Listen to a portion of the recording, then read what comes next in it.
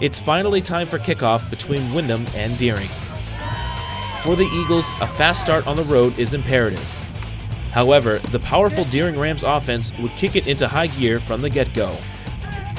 On the game's first play, Ram quarterback Jamie Ross found a receiver in the flat, and the play went for 20 yards.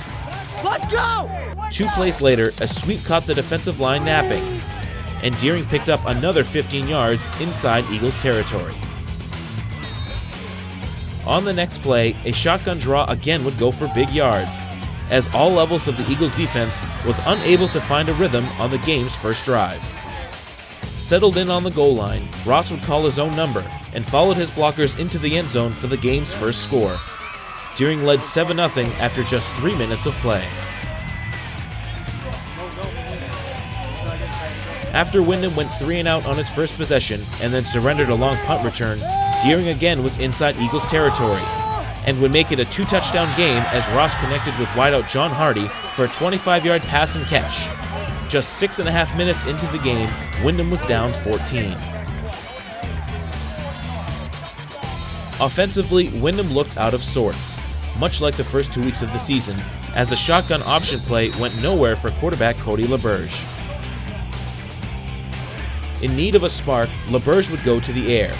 On a 3rd and long play, Cody would unleash a long ball downfield and found his number 1 receiver, senior Drew Gagnon, wide open past midfield.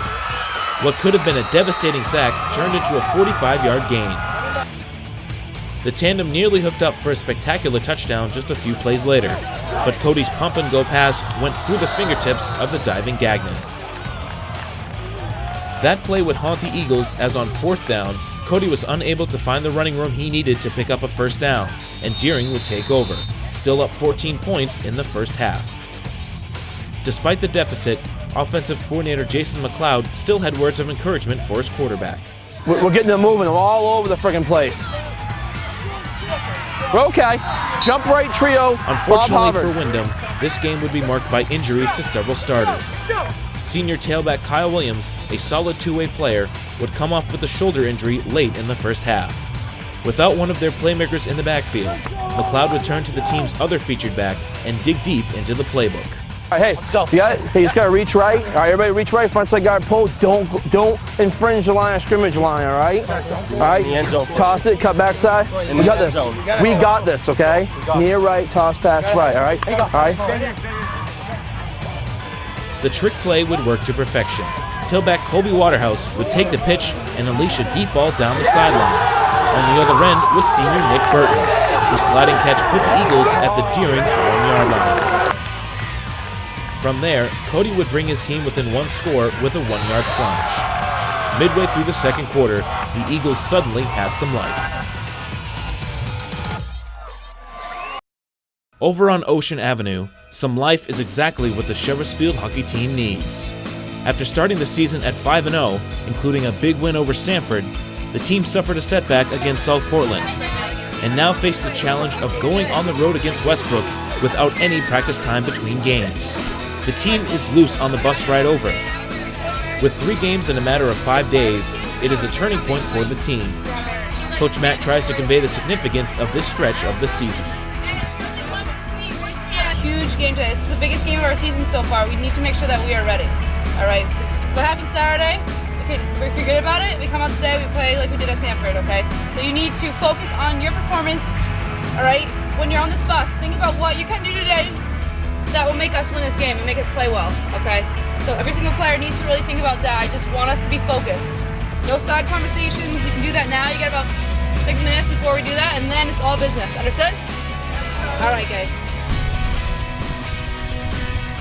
The team arrives at Westbrook and faces the task of defeating one of the physically toughest teams in Class A West. Though the team goes through its normal warm-up and pre-game rituals, they know that this is no ordinary game. If they win, they prove that Saturday was a fluke and that they are a team to beat in Class A West. If they lose, they risk falling back to the middle of the pack and fighting for a playoff berth. Early in the first half, Cheverus came out with a purpose. During the run of play, Chuck connected with Sarah LaCare, who shot inside the circle, went just wide of the post. Cheverus was on the front foot for a majority of the first half, Going into the lead on the road was paramount for the Lady Stags, and a lead is exactly what they would get when the Westbrook defense whiffed on a clearance and the ball fell right to Chuck, who was in the right place in the right time to fire it home and give Cheverus a deserved 1-0 lead.